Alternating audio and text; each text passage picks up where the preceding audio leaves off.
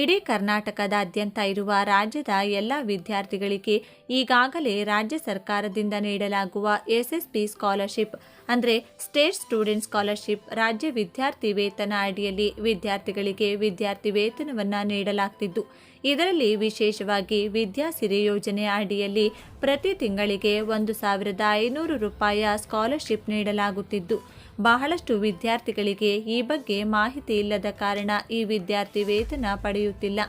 ಆದರೆ ಈ ಪ್ರತಿ ತಿಂಗಳು 1,500 ರೂಪಾಯಿ ಹಣವನ್ನು ವಿದ್ಯಾರ್ಥಿ ವೇತನ ಪಡೆದುಕೊಳ್ಳಲು ವಿದ್ಯಾರ್ಥಿಗಳು ಯಾವುದೇ ಸರ್ಕಾರಿ ಹಾಸ್ಟೆಲ್ಗಳಲ್ಲಿ ಇರಬಾರದು. ಸರ್ಕಾರದಿಂದ ಇರುವ ಯಾವುದೇ ಸರ್ಕಾರಿ ಹಾಸ್ಟೆಲ್ನಲ್ಲಿ ವಸತಿರಹಿತ ವಿದ್ಯಾರ್ಥಿಗಳಿಗೆ ಅಂದರೆ ಹಾಸ್ಟೆಲ್ನಲ್ಲಿ ಇಲ್ಲದ ವಿದ್ಯಾರ್ಥಿಗಳಿಗೆ ಮಾತ್ರ ಪ್ರತಿ ತಿಂಗಳು ಈ ಹಣ ನೀಡಲಾಗುತ್ತಿದೆ.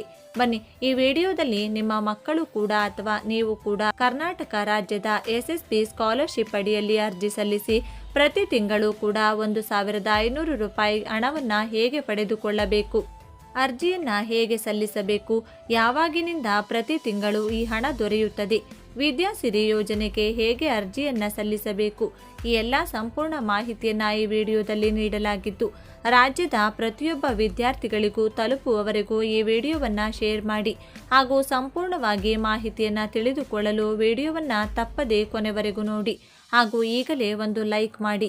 ಕರ್ನಾಟಕ ಸರ್ಕಾರದ ಹಿಂದುಳಿದ ವರ್ಗಗಳ ಕಲ್ಯಾಣ ಇಲಾಖೆಯು ಮೆಟ್ರಿಕ್ ನಂತರದ ಶಿಕ್ಷಣ ಪಡೆಯುತ್ತಿರುವ ವಿದ್ಯಾರ್ಥಿಗಳಿಗಾಗಿ ವಿದ್ಯಾಸಿರಿ ಎಂಬ ವಿಶೇಷ ಯೋಜನೆಯನ್ನು ಜಾರಿಗೆ ತಂದಿದೆ.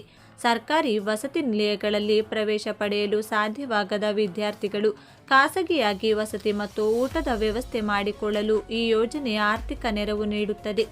ಈ ಯೋಜನೆಗೆ ಸಂಬಂಧಿಸಿದ ಎಲ್ಲ ವಿವರಗಳನ್ನು ಮತ್ತು ಅರ್ಜಿ ಸಲ್ಲಿಕೆಯನ್ನು ಸರ್ಕಾರದ ಅಧಿಕೃತ ರಾಜ್ಯ ವಿದ್ಯಾರ್ಥಿ ವೇತನ ತಂತ್ರಾಂಶವಾದ ಎಸ್ಎಸ್ಪಿ ಮೂಲಕ ನಿರ್ವಹಿಸಲಾಗುತ್ತದೆ. ಅರ್ಹತೆ ಮತ್ತು ಮಾನದಂಡಗಳು. ಈ ಯೋಜನೆಯ ಲಾಭ ಪಡೆಯಲು ವಿದ್ಯಾರ್ಥಿಯು ಭಾರತದ ಪ್ರಜೆಯಾಗಿದ್ದು ಕರ್ನಾಟಕದ ಕಾಯಂ ನಿವಾಸಿಯಾಗಿರಬೇಕು.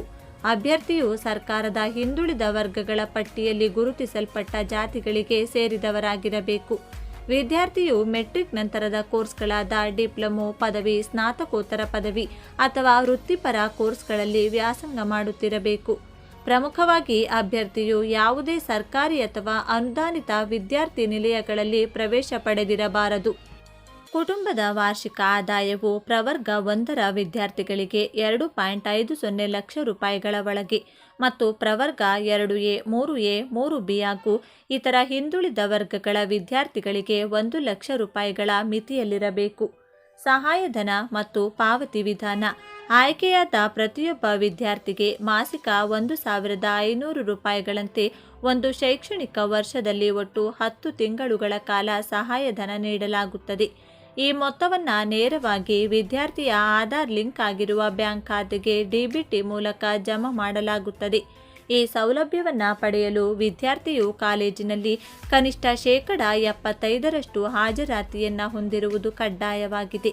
ಒಂದು ವೇಳೆ ಹಾಜರಾತಿ ಕಡಿಮೆ ಇದ್ದರೆ ಅಥವಾ ವಿದ್ಯಾರ್ಥಿಯು ವ್ಯಾಸಂಗವನ್ನು ಅರ್ಧಕ್ಕೆ ನಿಲ್ಲಿಸಿದರೆ ಈ ಭತ್ಯೆಯನ್ನು ನಿಲ್ಲಿಸಲಾಗುತ್ತದೆ. ವಿದ್ಯಾರ್ಥಿಗಳು ಹೆಚ್ಚಿನ ಮಾಹಿತಿಗಾಗಿ ಮತ್ತು ಅರ್ಜಿ ಸಲ್ಲಿಕೆಗಾಗಿ ssp.postmetric.karnataka.gov.in ಅಥವಾ ಹಿಂದುಳಿದ ವರ್ಗಗಳ ಕಲ್ಯಾಣ ಇಲಾಖೆಯ ಅಧಿಕೃತ ಜಾಲತಾಣವಾದ bcwd.karnataka.gov.inಗೆ ಭೇಟಿ ನೀಡಬಹುದು.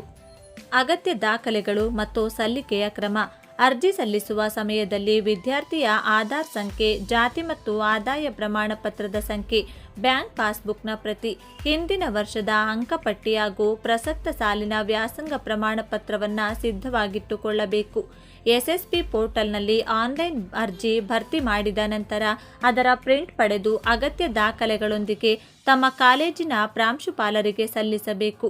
ನಂತರ ತಾಲೂಕು ಮತ್ತು ಜಿಲ್ಲಾ ಮಟ್ಟದ ಹಿಂದುಳಿದ ವರ್ಗಗಳ ಕಲ್ಯಾಣಾಧಿಕಾರಿಗಳು ಈ ದಾಖಲೆಗಳನ್ನು ಪರಿಶೀಲಿಸಿ ಅನುಮೋದನೆ ನೀಡುತ್ತಾರೆ.